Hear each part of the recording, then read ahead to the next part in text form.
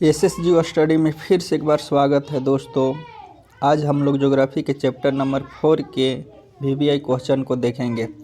अगर ये आप कर लेते हैं तो इसमें से 5 नंबर आपको पक्का हो जाता है, 5 नंबर आपको कंफर्म हो गया अगर ये सभी क्वेश्चन को आप लोग याद कर लेते हैं तो आइए स्टार्ट करते हैं। एक कॉपी और एक कलम लेकर बैठ जाइए ताकि जो नया क्वेश्चन रहे उसे हम लिख ले कॉपी पर।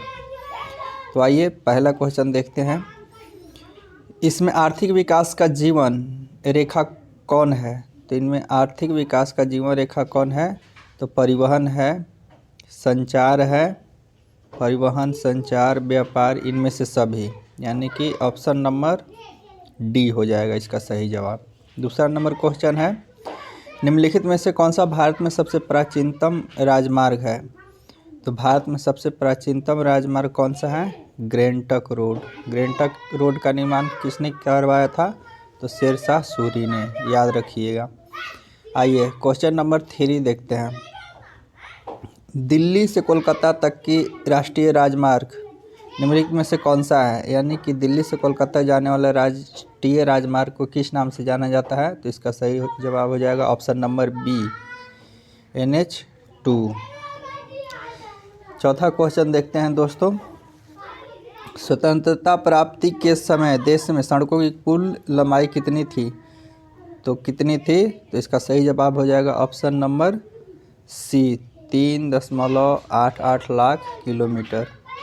आगे क्वेश्चन है 5, पक्की सड़कें की लंबाई की दृष्टि से प्रथम स्थान पर कौन सा राज्य है? यानी कि प्रथम स्थान पक्की सड़क के हिसाब से देखा जाए तो सबसे ज़्यादा पक्की सड़क किस राज्य में स्थित है? तो यहाँ देखेंगे कि बिहार में है नहीं, हाँ महाराष्ट्र में। पक्की सड़क अगर पूछेगा तो महाराष्ट्र में, अगर ज़्यादा सड़क का क्षेत्र पूछे तो उत्तर प्रदेश। छठा नंबर क्वेश्चन है, भारत के किस राज्य में सड़कों की लंबाई सबसे अधिक है? तो सड़क की लंबाई सबसे अधिक किस राज्य में है? तो उत्तर प्रदेश में। आगे क्वेश्चन नंबर है 7 नंबर, भारत में सड़कों का घनत्व की दृष्टि से किस राज्य का प्रथम स्थान है? यानी कि सड़क के हिसाब से किस राज्य घनत्व के हिसाब से, मतलब कम क्षेत्र में ज़्यादा सड़क, घनत्व वही होता है, कम क्षेत्र में ज़्यादा सड़क, तो कौन सा राज्य हो जाएगा? केरल। 8 नंबर क्वेश्चन, नागपुर सड़क योजना के अंतर्गत सड़कों को कितने भाग में बांटा गया है? तो 8 का सही जवाब हो जाएगा option number A, 4। 9 number question है, भारत का सबसे लंबा राष्ट्रीय मार्ग कौन सा है? तो इसका सही जवाब हो जाएगा 9 के option number B, NH7।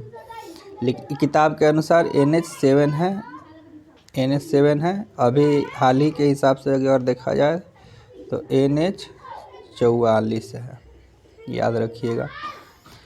10 number question, राष्ट्रीय राजमार्ग की संख्या 7 किन 2 शहरों को जोड़ता है? तो राष्ट्रीय राजमार्ग संख्या जो है 7 किन 2 शहरों को जोड़ता है? तो इसका सही जवाब हो जाएगा ऑप्शन नंबर वाराणसी से कन्याकुमारी। 11 नंबर क्वेश्चन देखते हैं, भारत की सबसे लंबी राष्ट्रीय राजमार्ग कौन सा है? तो 11 के सही जवाब हो जाएगा ऑप्शन नंबर डी।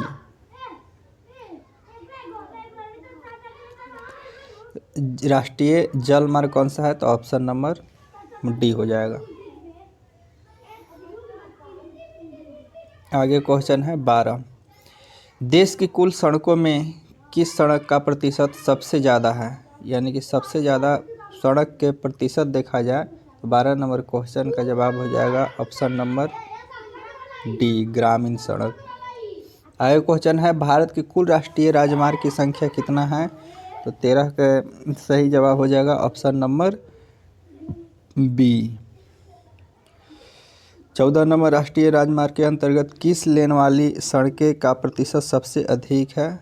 सबसे अत्यधिक है दोस्तों, भारत में देखा जाए तो सबसे अधिक है 2 लेन वाली। 15 नंबर क्वेश्चन है, निम्नलिखित में से कौन सा सड़कों का एक वर्ग नहीं है? पूछ रहा है कि ऐसा कौन सा है जो सड़कों का वर्ग नहीं है? तो इसका सही जवाब हो जाएगा स्वर्मिक चतुर्भुज मार्ग। आगे नंबर क्वेश्चन है 16, स्वर्मिक चतुर्भुज का संबंध किससे है? तो इसका सही जवाब हो जाएगा सड़क मार्ग से। स्वर्णिम चतुर्भुज महामार्ग इनमें से किस शहर को जोड़ता है? तो 17 का सही जवाब हो जाएगा ऑप्शन नंबर बी गुवाहाटी।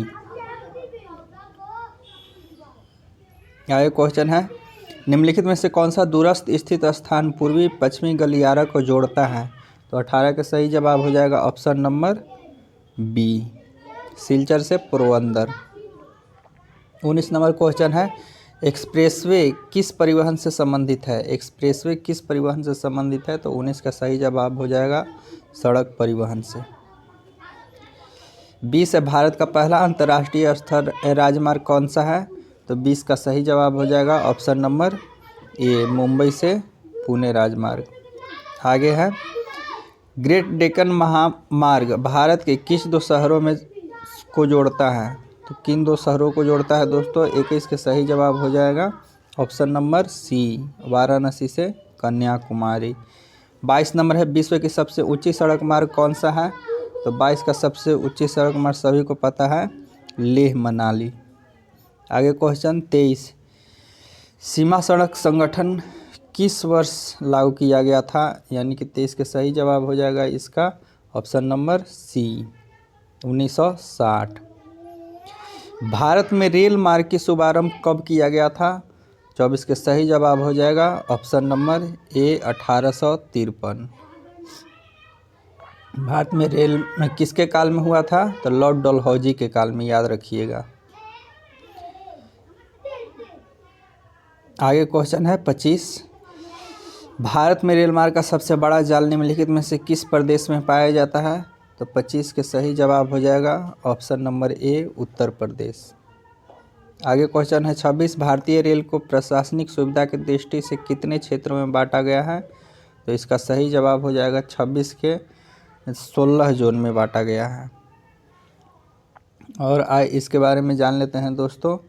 अभी अगर फ़िलहाल पूछा जाए तो भारतीय रेल कितने जोन में है? तो 19 जोन में, लेकिन किताब के अनुसार 16 जोन में। आगे है, रेल मंडलों की कुल लंबाई की दृष्टि से सबसे बड़ा रेलवे क्षेत्र कौन सा है? तो इसका सही जवाब हो जाएगा 27 के option number A Uttar railway. पूर्व मध्य रेलवे का मुख्यालय कहाँ है दोस्तों? 28 के सही जवाब हो जाएगा, सभी को पता है हाजीपुर।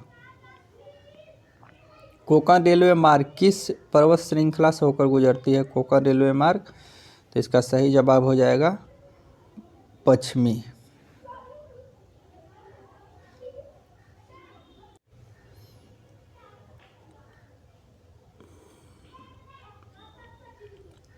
मेट्रो रेल सेवा उपलब्ध है, कह रहा है कि इनमें से कौन सा शहर में मेट्रो रेल सेवा उपलब्ध है? तो कौन सा हो जाएगा? इसका सही जवाब हो जाएगा option number B Delhi. Dhanbad में नहीं है, रायपुर में नहीं है, गुवाहाटी में नहीं है, दिल्ली। भारत के निम्नलिखित में से किस शहर में मेट्रो सेवा उपलब्ध नहीं है? तो कह रहा है कि इनमें से कौन सा शहर ऐसा है जहां मेट्रो सेवा उपलब्ध नहीं है? तो इसका हो जाएगा दिल्ली में तो है, मुंबई में भी है, कोलकाता में है, चेन्नई में नहीं है। तो इसका सही जवाब हो जाएगा option number D Chennai. Deccan Odyssey रेलगाड़ी किस राज्य में चलती है? तो 32 के सही जवाब हो जाएगा ऑप्शन नंबर सी महाराष्ट्र। आगे क्वेश्चन है, भारत में मोमो रेल सेवा कहाँ शुरू किया गया था? तो मोमो रेल सेवा की शुरुआत 33 के सही जवाब हो जाएगा ऑप्शन नंबर डी मुंबई में। आगे क्वेश्चन है, भारत में मोमो रेल सेवा की आरंभ कब किया गया था? 34 के सही जवाब हो जाएगा ऑप्शन नंबर सी 2 फरवरी 2014। मोनोरेल कितनी पटरी पर चलती है? यानी कि 35 का सही जवाब हो जाएगा ऑप्शन नंबर सी 1 पटरी पर चलती है। बड़ी लाइन में रेल की पटरियों के बीच कितनी दूरी होती है? तो इसका सही जवाब हो जाएगा ऑप्शन नंबर बी 1.676 मीटर। निम्नलिखित में से कौन सा राज्य हजीरा विजयपुर जगदीशपुर पाइपलाइन से संबंधित नहीं है? तो 38 के सही जवाब हो जाएगा option number A Madhya Pradesh. किस वर्ष इंडिया एयरलाइंस को इंडिया नाम दिया गया? तो 39 के सही जवाब हो जाएगा ऑप्शन नंबर डी, 2005 में।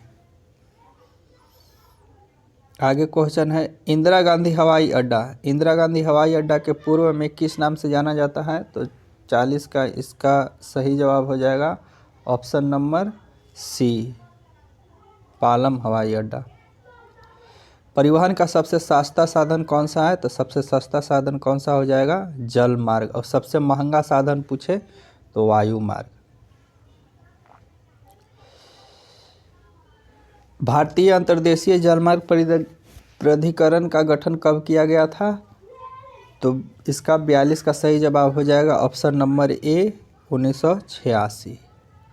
आगे क्वेश्चन है, भारतीय अंतर्देशीय जलमार्ग प्राधिकरण की क्षेत्रीय कार्यालय निम्नलिखित में से कहाँ नहीं है? तो ये 43 के क्वेश्चन के सही जवाब हो जाएगा ऑप्शन नंबर डी, कानपुर में नहीं है। भारत में कितने आंतरिक जलमार्ग को राष्ट्रीय जलमार्ग घोषित किया गया? यानी कि इसका सही जवाब हो जाएगा 44 के ऑप्शन नंबर बी, 5। राष्ट्रीय राजमार्ग संख्या 1 भारत के किन दो शहरों के मध्य स्थित है? तो 45 के इसका सही जवाब हो जाएगा ऑप्शन नंबर डी, इलाहाबाद से हल्दिया। इनमें से 46 नंबर क्वेश्चन है, इनमें से कौन सा व्यापारी केंद्र गंगा नदी के तट पर स्थित नहीं है?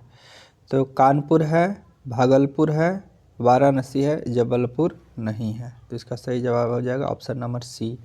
भारत में बड़े बंदरगाहों की संख्या कितनी है? तो भारत में बड़े बंदरगाहों की संख्या अगर देखा जाए तो 12 संख्या थी, लेकिन अब हो गया है 13। उस समय किताब के अनुसार 12, लेकिन अब भी हो गया है 13।